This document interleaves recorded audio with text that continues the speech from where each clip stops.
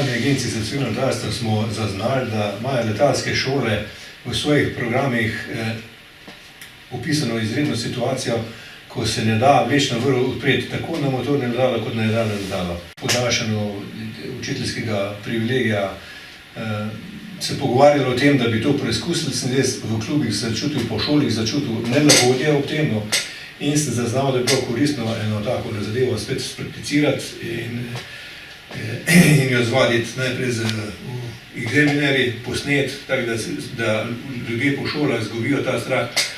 Moram pa reči, da ko sem jaz bil enkrat na izpitnem letu z Branetom Brodnikom tule, ki je podaljševal svoj učiteljski privilegij, to s tako lahkoto naredil ta let in mi ga prikazal, tako da sem se odločil, da bomo to izvadili na tem mestu, v Rescah. Strujo za 360 stopinj okrog obleteli, brez da bi v strujo prišli. Se bomo okrog struje premikali, okrog struje krožili, s tem, da ne bomo v strujo prišli, ki se začutiš.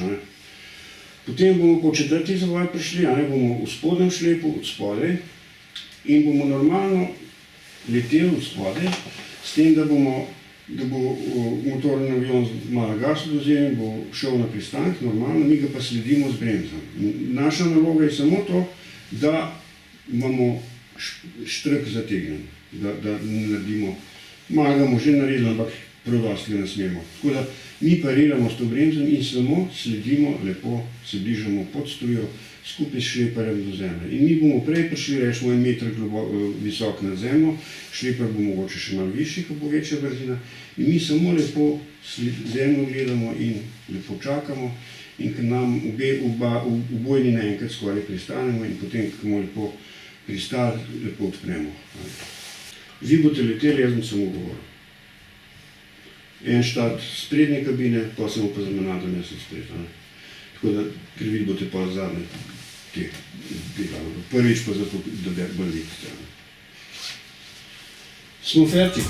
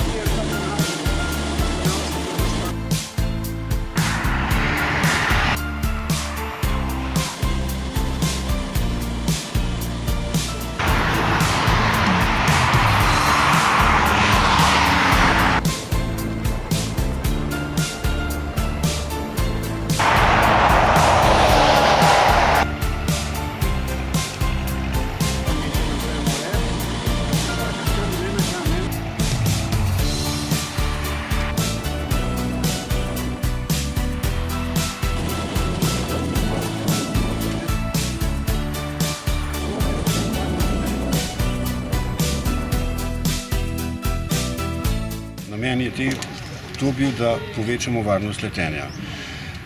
Šole po svetu, zlasti v Ameriki, tudi v Avstraliji, zahtevajo, da da se šlepa v niz pod strujo, ker je to bolj varno, letalo je bolj upravljivo.